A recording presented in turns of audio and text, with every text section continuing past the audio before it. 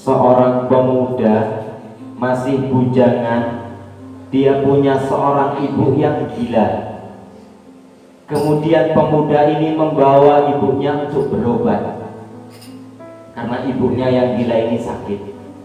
Dibawa ke tempat dokter. Ketika masuk ke ruangan dokter, namanya orang gila, kadangan meja dokter ini dirubuhkan. Apa-apa yang ada di atas meja ini dibuang sama ibunya. Bahkan si ibunya ini marah-marah sama anaknya, menggigit anaknya, sampai-sampai meludahi anaknya. Ketika melihat ibunya memberantakin ruangan dokter itu, kadang-kadang jilbab ibunya terlepas dibeneri sama anaknya. Kemudian dia ngomong sama dokter, "Dokter, maafkan ibu saya." Kebetulan ketika kejadian itu di ruangan dokter ada sebuah TV. Ada sebuah TV yang di situ sedang menayangkan kondisi Mekah ketika orang-orang tawaf. Biasa kan ada di TV, ada murotal Al-Quran, kemudian gambarnya orang-orang yang sedang tawaf. Si ibu yang gila tadi kemudian membentak si anaknya. Apa ibu ini kata? "Man, kamu bohong, Man. Katanya kamu mau ngajak aku umroh, katanya kamu mau ngajak aku ke Mekah, tapi kamu bohong." Kemudian si anak tadi dengan sabarnya memeluk ibunya, mengajak ibunya duduk. Si dokter yang memeriksa orang gila ini timbul penasaran. Kemudian dia bertanya kepada si anaknya yang kebetulan namanya Ahmad,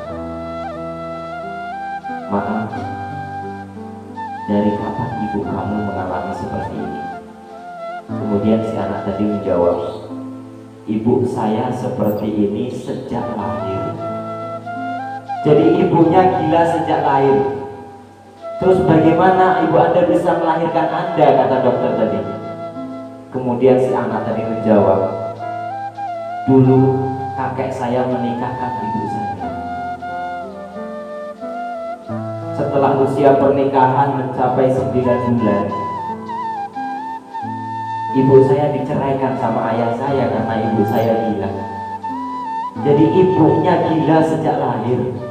Ketika sudah dalam keadaan hamil, ayahnya pergi, gak mau lagi sama ibunya. Bahkan ibunya itu tidak kenal sama anaknya. Sampai-sampai si dokter tanya, "Berarti ibu Anda tidak kenal sama Anda?" "Ya, ibu saya tidak kenal sama saya," kata si anak tadi.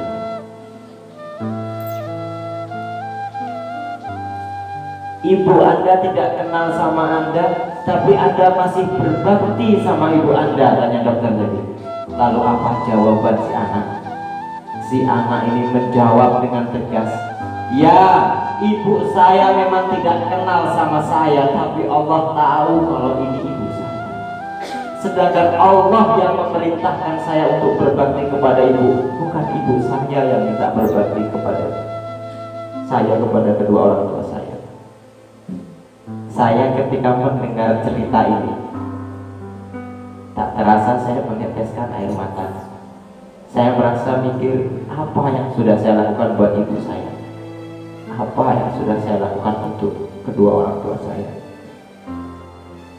Saya sangat merasa berdosa kepada kedua orang tua. Dulu, ini cerita sedikit tentang pengalaman saya. Sebenarnya ini aib saya, tapi tidak apa-apa saya ceritakan. Ketika saya kelas 1 aliyah, saya ada di sini, kelas 1 aliyah. Ketika itu ada acara lomba qiraatul kutub. Tahu lomba qiraatul kutub? Saya pulang ke rumah. Lomba qiraatul kutub itu di Palembang. Kemudian saya pulang ke rumah, ngomong sama ibu bapak saya minta uang untuk ongkos untuk berangkat ikut lomba qiraatul kutub di Palembang. Kemudian ibu saya ini bilang bahwa lagi nggak ada uang di rumah. Terus ibu saya lihat itu keluar ke tempat tetangga saya. Saya tahu ibu saya di situ mencari hutang, mau pinjam duit sama tetangga untuk memberikan saya uang supaya saya bisa ikut rumah ke Palembang. Tapi kebetulan memang keadaan lagi sulit. Ke tempat tetangga yang satunya pinjam duit gak dapat pinjaman, sehingga ibu saya ini ngomong sama saya bahwa gak ada uang, ibu gak bisa ngasih kamu uang untuk bekal ke Palembang. Saya marah. Ketika itu saya masih usianya kelas 1 aja, sekitar 16 tahun. Marah saya. Ibu ini gak mau ngurusi saya. Saya ini mau ikut lomba ke Palembang, mau minta uang 300.000 waktu itu. Padahal saya ini tahu kalau ibu saya sudah berusaha, tapi rasa hati saya gak mau terima. Sehingga saya marah, ibu saya nangis, akhirnya saya pulang lagi ke sini. Tapi apa yang Anda pikirkan? Ketika di jalan, hati saya tidak tenang, pikiran saya tidak tenang. Rasa gelisah yang terbayang di mata saya adalah ketika ibu saya sedang menangis. Itu selalu terbayang di mata saya. Setiap saya memejamkan mata, terlihat wajah ibu saya nangis.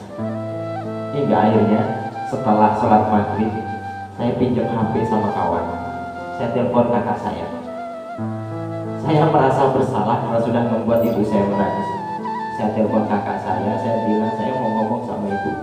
Kemudian dikasihkan HP itu kepada ibu saya.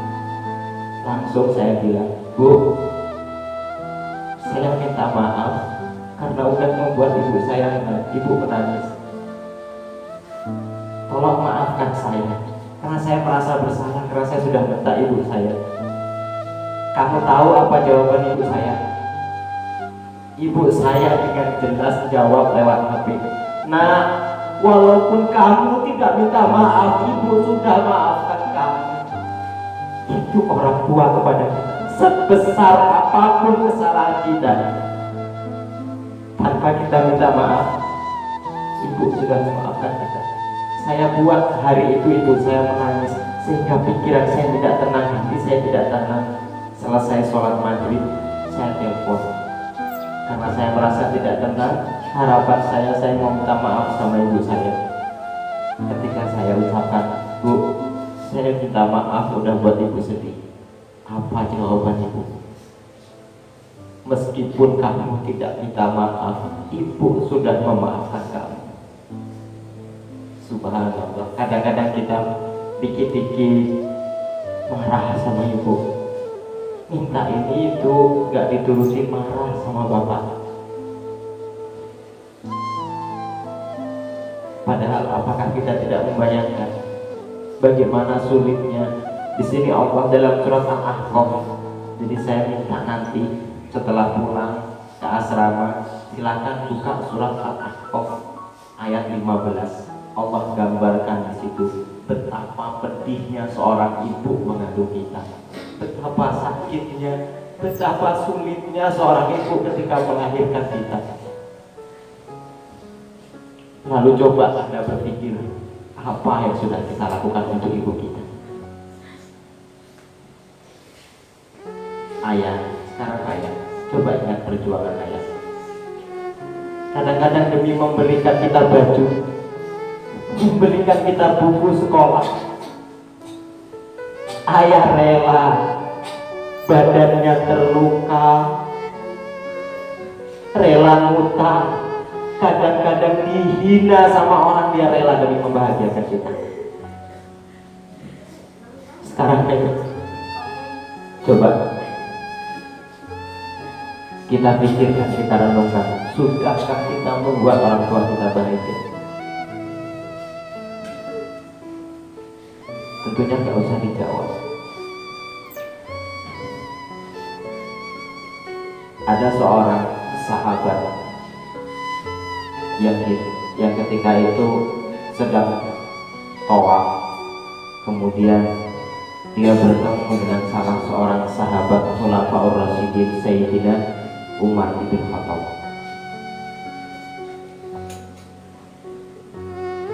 Dia bercerita sama Umar, "Ya Amirul Mukminin, Saya punya seorang ibu.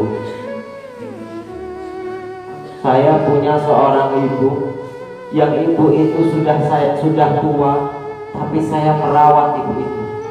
Ketika mau mandi saya mandiin, ketika mau makan saya suapin, apapun keperluannya saya cukupi. Bahkan mau kemana-mana ibu saya selalu saya gendong.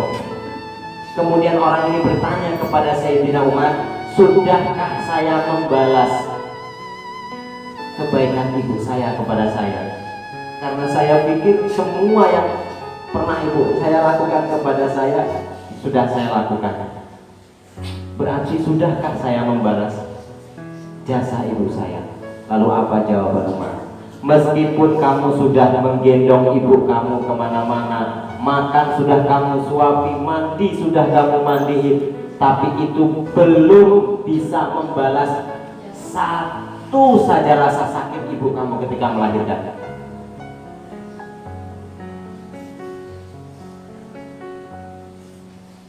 Jadi nggak ada balasan orang tua yang bisa kita balas. Maka saya juga ingin bercerita. Suatu hari ada teman saya ngobrol sama saya, cerita sama saya bahwa katanya ibunya, bapaknya ini pilih kasih sama dia. Dia ngomong, cerita, curhat. Dia ini dua bersaudara.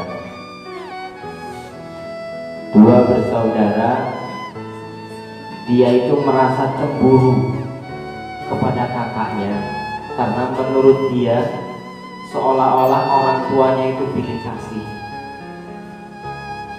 Kemudian suatu hari dia bercerita sama saya, curhat sama saya. Kemudian saya tanya, saya mau bertanya sama teman saya tadi, pernah gak kamu bilang sama ibu kamu, kamu bilang sama ayah kamu kalau Bu, aku sayang sama ibu, Pak, aku sayang sama bapak. Coba sekarang kita pilih, pernah gak ada bilang seperti itu? Sekarang saya tanya, pernah gak Anda memeluk ibu Anda terus mencium kening ibu Anda terus Anda bilang, Bu, Ma, aku sayang sama ibu? Coba lakukan minimal sekali dalam 1 tahun ketika Lebaran Idul Fitri. Minimal.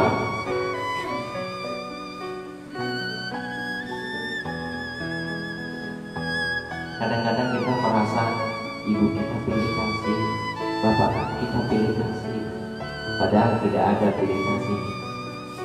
Memilih-milih melebihkan satu anak dengan anak yang lainnya, kita tidak. Janganlah sampai kita merasa orang tua kita zalim kepada kita.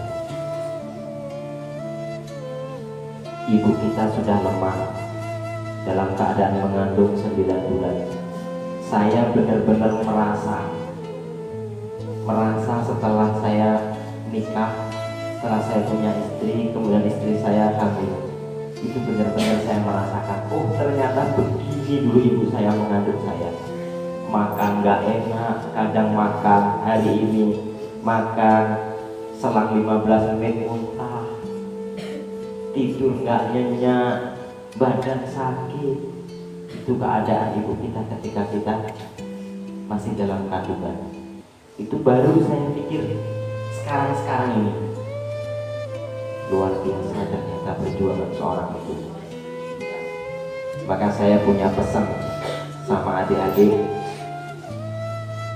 Pertama, pesan saya, setelah Anda sholat, jangan pernah lupa, jangan pernah meninggalkan doa untuk kedua orang tua kita.